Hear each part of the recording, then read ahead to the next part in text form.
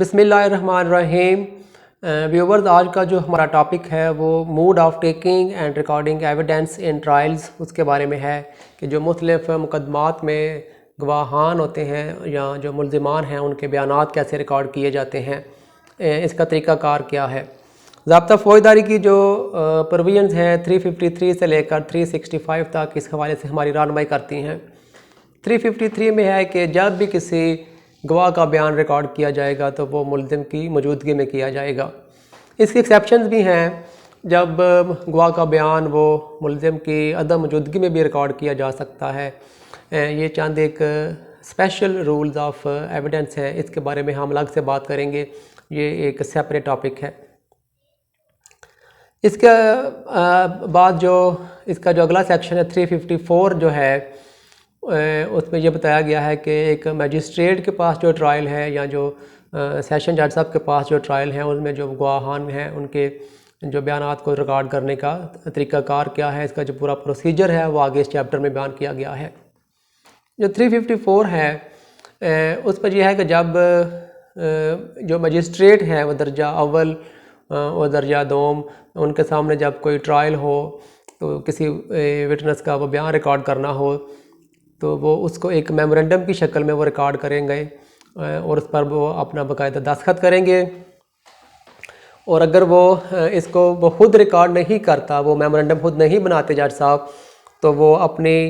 Dictation के ज़रिए open court में ये मेमोरेंडम वो तैयार कराएंगे और इस पर वो फिर दस्तखत करेंगे और अपनी जो इनएबिलिटी है इस मेमोरेंडम को तैयार ना करने की, इस हवाले से वो वजह भी रिकॉर्ड करेंगे। जो इसका 356 है वो मजिस्ट्रेट के अलावा जो दीगर केसेस हैं जो दीगर कोर्ट्स में हैं, मिसाल के तौर पर उन किसी सेशन कोर्ट में उसमें वो गवाह का बयान रिकॉर्ड कैसे किया जाता है। जब सेशन कोर्ट में किसी जो विटनेस है उसका जो बयान वो रिकॉर्ड किया जाता है तो जज साहब हैं उसका वो खुद जो बयान है उसको वो टेक डाउन करते हैं, वो तहरीरी शक्ल में करते हैं और फिर उस पर वो दस्तखत करते हैं। और अगर वो बयान जो है गवाह का वो इंग्लिश में हो तो जज साहब वो खुद अपने हाथ से वो उसका लिखते हैं, वो बयान खुद लिखते हैं और उसका वो मेमोरेंडम तैयार करते हैं और इस पर वो जो जज साहब हैं और जो मुल्ज़िम हैं जो विटनेस है वो दोनों उस पर दस्तखत करते हैं। और अगर वो बयान जो है वो मुल्ज़िम की समझ में ना आए, जो इंग्लिश में है, तो फिर उसका वो जो ऑथेंटिक ट्रांसलेशन है अदालत की ज़बान में वो किया जाता है और फिर वो रिकॉर्ड का हिस्सा होता है। और अगर वो जो बयान वो इंग्लिश के अलावा हो तो जज साहब वो खुद उसको लिखेंगे या उसको वो अपनी डिक्टेशन के ज़रिए लिखाएंगे और इस पर उसका वो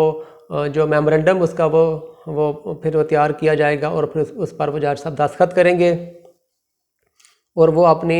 जो इसको तैयार ना करने की जो वजह है, अपनी जो इनएबिलिटी है उसको लिखेंगे और इसकी वजह भी वो रिकॉर्ड करेंगे। आगे नाज़रीन, इसका जो सेक्शन है वो जो है वो इसकी लैंग्वेज के बारे में है कि जो एविडेंस रिकॉर्ड की जाती हैं उसकी जो ज़ुबान है वो कौन सी होगी। तो ये सूबाई गवर्नमेंट डायरेक्ट कर सकती है किसी भी डिस्ट्रिक्ट को या उसके किसी हिस्से को कि जो किसी पार्टिकुलर कोर्ट में जो गवाहान की जो रिकॉर्डिंग है, उसकी जो बयानात की जो रिकॉर्डिंग है उसकी ज़ुबान उनकी जो मदर टंग होगी, उनकी जो मादरी ज़ुबान होगी। अब ये कोर्ट ये भी सूबाई गवर्नमेंट है वो कोर्ट को ये भी हिदायत कर सकती है कि वो जो अपना बयान वो रिकॉर्ड कर रहे हैं वो इंग्लिश में या वो अदालती ज़ुबान में रिकॉर्ड करें, अगरचे वो उस गवाह की वो मादरी ज़ुबान ना हो। जो अगला इसका सेक्शन 358 है वो उसमें मजिस्ट्रेट साहब को एक ऑप्शन दे दिया गया है कि वो अगर चाहें तो अंडर सेक्शन 355, 356, 357 इन तीनों जो प्रोविजन में बताए गए तरीके के मुताबिक किसी भी एक प्रोविजन के मुताबिक वो जो गवाह है उसका बयान वो रिकॉर्ड कर सकते हैं। जो 359 है उसमें जो मूड है विटनेस के बयान को रिकॉर्ड करने का वो बताया गया है कि जो वो सवालन जवाबन की शक्ल में नहीं होगा, बल्कि वो एक नैरेटिव की शक्ल में होगा, वो एक बयानिया की सूरत में होगा। अलबत्ता कोर्ट अगर चाहे तो कोई पार्टिकुलर सवाल है किसी फैक्ट के हवाले से वो सवाल जवाब कर सकते हैं, ये उनका वो राइट होता है। आगे इसका जो सेक्शन 360 में है, जब ये प्रोसीजर मुकम्मल हो जाता है, जो टेकिंग डाउन ऑफ एविडेंस है, तो उसके बाद जो गवाह है उसको वो जो मेमोरेंडम है जो जज साहब ने तैयार की होती है वो उसको पढ़कर सुनाया जाता है, और जो विटनेस है वो उसकी दुरुस्त होने के बारे में वो फिर वो कोर्ट को आगाह करता है, और अगर वो उसकी दुरुस्तगी से इनकार करता है तो फिर वो इस हवाले से अपना जो ऑब्जेक्शन है वो उसका वो रेज़ कर सकता है, और जज साहब जो हैं वो उस ऑब्जेक्शन के हवाले से वो मेमोरेंडम तैयार करेंगे। वो फिर उसकी जो मेमोरेंडम है उसमें दुरुस्तगी नहीं करेंगे, बल्कि वो एक जो एतराज़ी उसका जो एतराज़ का जो हिस्सा है जो उस ऑब्जेक्शन के हवाले से वो अपना वो मेमोरेंडम तैयार करेंगे, और उस पर वो अपना फिर वो दस्तखत करेंगे, जो उसको फिर पढ़ के सुनाएंगे वो गवाह को, फिर वो भी उस पर अपना उसके दुरुस्त होने के बाद उस पर अपने सिग्नेचर करेगा। अलबत्ता कोर्ट का ये इख्तियार है, अगर वो चाहे तो इसमें वो अपने रिमार्क्स जो वो ऐड कर सकती है। आगे इसका जो सेक्शन 361 है वो इंटरप्रिटेशन ऑफ जो एविडेंस है उसके बारे में है। अगर कोई एविडेंस किसी ऐसी लैंग्वेज में है जो मुल्ज़िम की समझ में नहीं है, जो मुल्ज़िम वो उसको समझने से कासिर है, तो फिर उसको वो जो ऑथेंटिक जो उसका ट्रांसलेशन है वो अदालती ज़बान में किया जाएगा, ताकि जो मुल्ज़िम है वो भी जो इस बयान को, जो विटनेस का जो बयान है उसको समझ सके। या अगर मुल्ज़िम वो हाज़िर नहीं है, वो उसका जो प्लीडर वो हाज़िर है और वो जो बयान है वो ऐसी ज़बान में है जो प्लीडर अनएबल टू डिसाइफर है, तो फिर वो उसका भी ऑथेंटिक उसका जो ट्रांसलेशन किया जाएगा अदालती ज़बान में, और जो फिर वो इस जो कोर्ट का वो रिकॉर्ड का हिस्सा होगा। और अगर कोई डॉक्यूमेंट है वो पेश किया गया है, तो कोर्ट जितना मुनासिब समझेगी उस डॉक्यूमेंट के उतने ही वो हिस्से को इंटरप्रेट करेगी जितना कोर्ट वो ज़रूरी समझेगी। आगे जो इसका 362 है वो ओमिट कर दिया गया है। 363 में है कि जब जो विटनेस का जो बयान है उसका जो टेकिंग डाउन एविडेंस का जो प्रोसेस है वो मुकम्मल हो जाएगा, तो जो जज साहब हैं, जो presiding officer of the court है, वो आखिर में जो उसका जो डिमीनर है उसके बारे में,